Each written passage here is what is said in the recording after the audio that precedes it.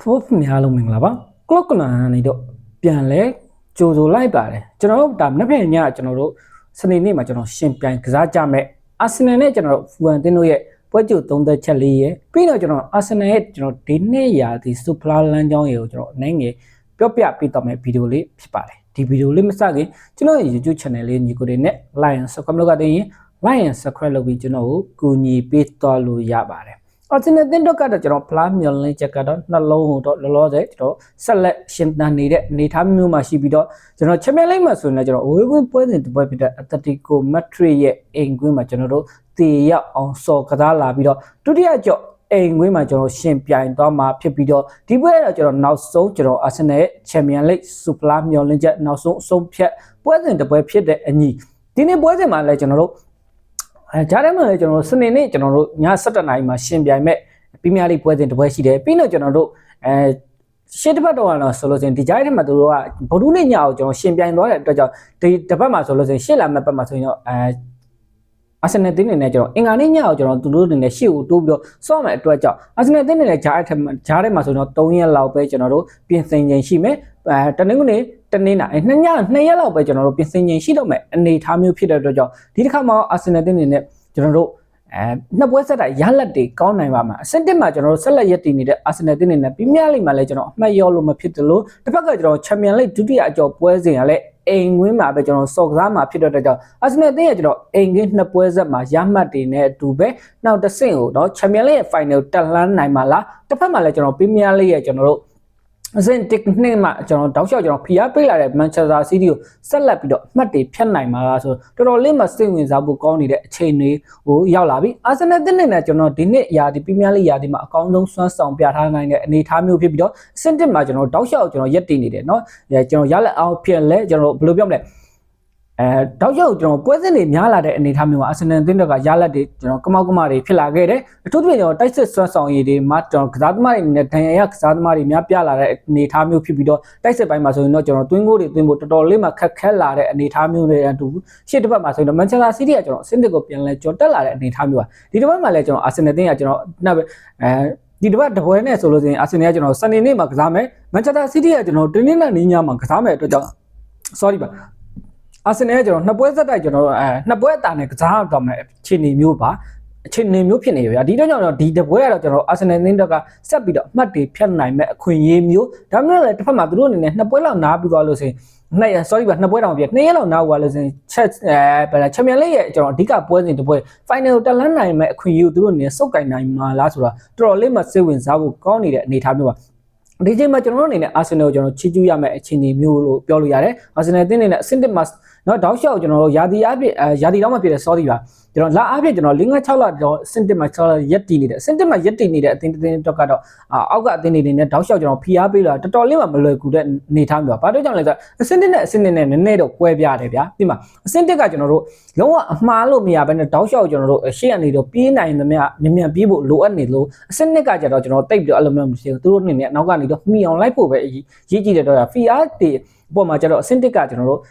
အာဆင်နယ်တော့ကပို့ပြီးတော့ဖီအားတွေများနေတဲ့အနေအထားမျိုးပါဘာလို့ကြောင့်ကျွန်တော်မနေ့ကရာဒီမှာလေပေါ့အသင်းနေတယ်ကျွန်တော်အသင်းနေတယ်လဲဆိုရင်ဒီတိုင်းမှာအဆင့်1ကဖီအားတော်တော်လေးမှများတဲ့အနေအထားမျိုးဖြစ်တယ်ဗျာသိလားဒီတော့ကြောင့်ကျွန်တော်တို့အာဆင်နယ်အသင်းနေတယ်ဒီချိန်မှာကျွန်တော်ဘယ်ဆူပလာတွေအဓိကကျွန်တော်တိမ့်ပိုက်သွားပါလားနောက်တစ်ဆင့်ကိုကျွန်တော်တက်လှမ်းဖို့ကျွန်တော်တို့ချန်ပီယံလိဂ်မှာအကောင်းဆုံးအခြေအနေရောက်ရှိလာသလိုဒီတစ်ဆင့်မှာလည်းကျွန်တော်တို့ချန်ပီယံလိဂ်မှာကျွန်တော်တို့သူတို့အနေနဲ့ဝေးဝင်းပွဲတင်တော့ရလက်ကောင်းလာတဲ့အနေအထားမျိုးလို့ပြောလို့ရတယ်ဗျာဒီရလက်ဖြစ်နေတဲ့အခြေအနေမျိုးပါတစ်ဖက်မှာဆိုရင်လည်းကျွန်တော်ပရီးမီးယားလိဂ်မှာလည်းကျွန်တော်တို့အဆင့်1မှာကျွန်တော်တို့မန်ချက်စတာစီးတီးကိုကျွန်တော်နှစ်ပွဲဆက်တိုက်ကျွန်တော်တို့နှစ်ပွဲအတာနဲ့ကျွန်တော်တို့เนาะ6မှတ်ဖြတ်နိုင်မဲ့အခွင့်အရေးကိုအကောင်းဆုံးတုံးချသွားနိုင်မလားဆိုတော့တော်တော်လေးမှစိတ်ဝင်စားဖို့ကောင်းနေတဲ့အနေအထားမျိုးလို့ပြောလို့ရတယ်ဒီနေ့တင်းရဲ့ကျွန်တော်ပထမအကြော့ကျွန်တော်เนาะဖူအန်တင်းနဲ့ပထမအကြော့ပွဲစဉ်မှာဆိုတော့ဖူအန်တင်းရဲ့အိမ်ကွင်းမှာကျွန်တော်အာဆင်နယ်တင်းနေနဲ့ 1-0 ဆိုပြီးတော့ trust ရဲ့ကျွန်တော်58မိနစ်သွင်းဂိုးတွေနဲ့အတူကျွန်တော်အာဆင်နယ်တင်းနေနဲ့နိုင်ပွဲရခဲ့တဲ့အနေအထားမျိုးပါเนาะဒီတကြော့အိမ်ကွင်းမှာကျွန်တော်အာဆင်နယ်တင်းနေနဲ့ဘာတွေလုပ်ပြလဲဖိအားတော့ကျွန်တော်အာဆင်နယ်တော့ကတော့နည်းနည်းတော့များနေတဲ့အနေအထားမျိုးနှစ်ပွဲဆက်တိုက်အိမ်ကွင်းမှာတစ်ဖက်မှာလည်းကျွန်တော်ပရီးမီးယားလိဂ်အဆင့်1ကိုเนาะလက်လွတ်ခံကျင်မဲ့အနေအထားမျိုးမရှိသလိုတစ်ဖက်မှာလည်းကျွန်တော်နောက်တစ်ဆင့်ကိုတက်လန်းဖို့သူတို့အနေနဲ့အားကုန်ကျွန်တော်ထုတ်သုံးရမယ့်အနေအထားမျိုးဖြစ်တဲ့တော့တော်တော်လေးမှကြည့်လို့ကောင်းမဲ့အာဆင်နယ်တင်းရဲ့နှစ်ပွဲဆက်တိုက်ကျွန်တော်အိမ်ကွင်းပွဲစဉ်တွေတော့ကျွန်တော်တို့စိတ်ဝင်စားဖို့ကောင်းနေတဲ့အနေအထားမျိုးပါเนาะကျွန်တော်ဒီနေ့ကကျွန်တော်တို့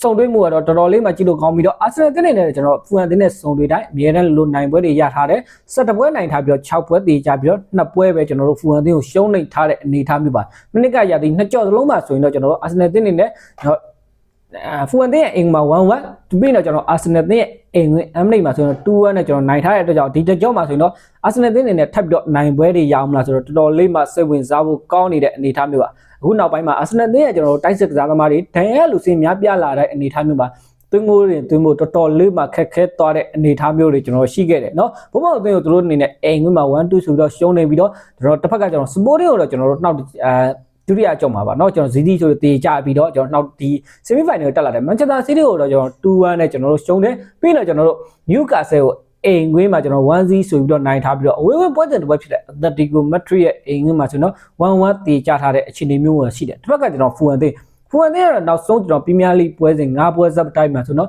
တပွဲပဲရှုံးနေထားတဲ့အနေအထားမျိုးအဝေးဝေးပွဲစဉ်တစ်ပွဲဖြစ်တဲ့လီဗာပူးရဲ့အိမ်မှာ2-0ဆိုပြီးတော့ရှုံးနေထားတယ်ပြီးတော့ Nottingham Forest ကို0-0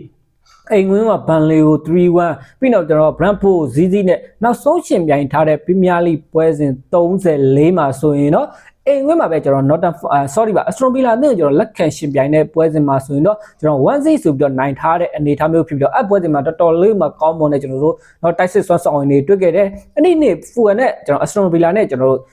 ပြောမှဆိုရင်တော့ပွဲကစနေနေ့ပေါ့စနေနေ့ည6နာရီမှာရှင်ပြိုင်တဲ့ပွဲစဉ်မှာဖူဟန်ရဲ့တိုက်စစ်ကတော်တော်လေးမှကောင်းမွန်တဲ့ကျွန်တော်ပုံစံမျိုးတွေတွေ့ရပြီးတော့အထူးသဖြင့်ကျွန်တော်တို့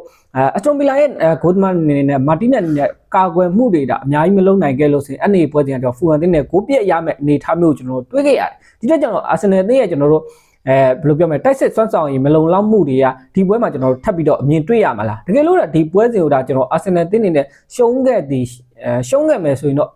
ကျွန်တော်တို့အစစ်နှစ်ကကျွန်တော်မန်ချက်စတာစီးတီးကတောက်လျှောက်ကြော်တော့မဲ့အနေအထားမျိုးဖြစ်တယ်အာဆင်နယ်တင်းတော့အခုလောလောဆယ်ဖီယာကတော့တော်တော်လေးမှများနေတယ်အဆင့်1မှာကျွန်တော်ရက်တည်နေတဲ့အတင်းရဲ့ပြီးတော့ကျွန်တော်ချန်ပီယံလိရဲ့နောက်တစ်ဆင့်ကိုတက်ဖို့အကောင်းဆုံးကြိုးစားနေရမယ့်အနေအထားမျိုးเนาะဒီ80ကိုနဲ့ပွဲစဉ်မှာလည်းကျွန်တော်တိုက်စစ်ဆွမ်းဆောင်ရင်ကတော့အဲ့လိုထင်တယ်လို့တော့အလုံးမဖြစ်ခဲ့ဘူးဒါမှမဟုတ်လည်းကျွန်တော်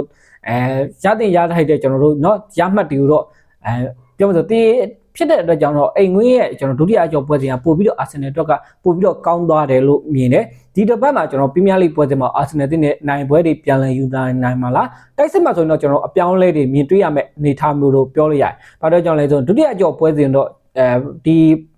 ီဖူဟန်နဲ့ပွဲစဉ်ထပ်ဆိုလို့ချန်ပီယံလိပွဲစဉ်ကိုဒုတိယကျော်ပွဲစဉ်တော့ပို့ပြီးတော့အားထည့်သွားမယ့်အနေအထားမျိုးလို့ကျွန်တော်ကမြင်တယ်တိုက်စစ်ပိုင်းမှာတော့နောက်တန်းတော့သိချပါတယ်နောက်တန်းနေရာမှာတော့ဂါဘီယယ်နဲ့ဆလီဘာကိုပဲဆက်ပြီးတော့တွဲအောင်မယ့်အနေအထားမျိုးတစ်ဖက်မှာကျွန်တော်နောက်တက်မှာဒီနေရာမှာကျွန်တော်ပြောစရာများလာတာသူတို့ရဲ့ right back ကစားသမားဖြစ်တဲ့ဘန်ဝိုက်အနေနဲ့ကျွန်တော်တကက်ပွဲကြီးပွဲကောင်းတွေဆိုတော့အမှားတွေကျူးလွန်ခဲ့တဲ့အနေအထားမျိုးတွေရှိတယ်။နောက်ရှေ့ပွဲစဉ်မှာအတလက်ကိုမက်ဒရစ်နဲ့ပွဲစဉ်မှာပြန်ကြည့်မှာမန်ချက်စတာစီးတီးနဲ့စူပလာပွဲစဉ်ကိုပြန်ကြည့်မှာလားဘုံပေါင်းတဲ့ပွဲစဉ်ကိုပြန်ကြည့်မှာလားကျွန်တော်ပွဲစဉ်တိုင်းလို့ကျွန်တော်ဘန်ဝိုက်အမှားတွေကြောင့်မကင်းတဲ့အနေအထားမျိုးပါနော်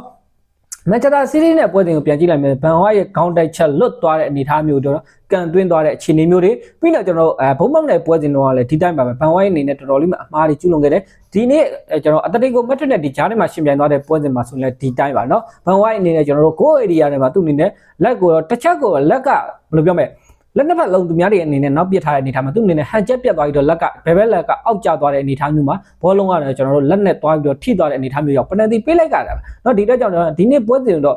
့ဘန်ဝိုက်အစားကျွန်တော်ဘန်ဝိုက်ကိုကျွန်တော်မထည့်ရင်လည်းဘယ်သူ့ထည့်မှာဘန်ဝိုက်မထည့်လို့ဆိုရင်မော်စကွီယာတက်တာပဲရှိတဲ့အနေအထားမျိုးပါနောက်တန်းအောင်เนาะတစ်ဖက်မှာတော့ကျွန်တော်တို့ဟင်ကာဘီဆက်ရပွဲထားမှာကွင်းလက်မှာဆိုရင်တော့ဒီကရလိုက်တို့တော့ကျွန်တော်မြင်ရဆိုတော့အနာပေးသိမ့်ပြီလို့တော့မြင်တယ် right တို့ Subimani တို့အနေနဲ့တောက်လျှောက်ပွဲတွေဆက်လာတဲ့ right နဲ့ Subimani ကျွန်တော်အနေနဲ့ထုတ်လိုက်မယ်ဆိုရင်ဘယ်ကစားသမားတွေထည့်မှာလူငယ်ကစားသမားတွေလည်းရှိတော့တဲ့အနေထားမှာဒါပေမဲ့လည်းတကယ်အရေးကြီးတဲ့ပွဲစဉ်တွေရောက်လာပြီပရီးမီးယားလိပွဲစဉ်ကလည်းပြီးဆုံးမှုတော့တောက်လျှောက်ကျွန်တော်အမှတ်တရလည်းလုံးဝကျွန်တော်အမှတ်မဖြစ်မနေ3မှတ်ရအောင်ယူရမယ့်အနေထားမျိုးဖြစ်တဲ့အတွက်ကြောင့်အာဆင်နယ်တင်းနေနဲ့ကွင်းလေကိုလည်းဒီကျွန်တော်ဒီကန်ရိုက်တို့ Subimani တို့ပြီးလို့ဆိုရင်ကျွန်တော် Odegaard တို့ပဲဆက်ပြီးတော့သုံးသွားမယ့်အနေထားမျိုးပါတိုက်စစ်မှာဆိုရင်တော့ဒီနေ့ပွဲမှာစာကာအနေနဲ့ပြန်လဲပွဲထက်လာမှာစာကာ Trossard ပြီးလို့ဆိုရင်တော့တိုက်စစ်မှာကျွန်တော်ဂျီစုကိုတော့ကျွန်တော်ဒီနေ့ပွဲမှာပြန်လဲ30ကျင်းတဲ့အနေအထားမျိုးဂျီစုနေတဲ့ဒီပွဲစဉ်ကိုတုံးပြီးတော့ဒုတိယပိုင်းကြောက်မှာကျွန်တော်တို့ဗီတာယောဂရက်တို့ပါထည့်မယ်ဆိုရင်တော့အာဆင်နယ်တင်းတွေကတိုက်စစ်အပိုင်းမှာပို့ပြီးတော့မျောလင်းချက်တွေသွင်းကိုတွေပို့ပြီးတော့မြင်တွေ့နိုင်ရမယ့်အနေအထားမျိုးဖြစ်ပြီးတော့အစစ်နှစ်ကကျွန်တော်မန်ချက်စတာစီးတီးကိုတော့ကျွန်တော်2ပွဲတာနဲ့6မှတ်ထပ်ပြီးတော့ဖြတ်နိုင်မလားဆိုတာစောင့်မျှော်ကြည့်ရှုတဲ့ပွဲကြီးပွဲကောင်းတစ်ပွဲလို့တော့ကျွန်တော်တို့မြင်တယ်ညီကိုတွေနဲ့ရောဘလို့မညဝင်ရောက်ဆွေးနွေးမှတ်ချက်ပြီးတော့လို့ရပါတယ်လာရောက်ကြည့်ရှုပေးတဲ့ညီကိုတယောက်ချင်းတည်းကျေးဇူးအများကြီးတင်ပါတယ်ကျွန်တော်နောက်ဗီဒီယိုလေးမှာ ပြန်လည်ဆုံတွေ့ကြတော့ဗျာ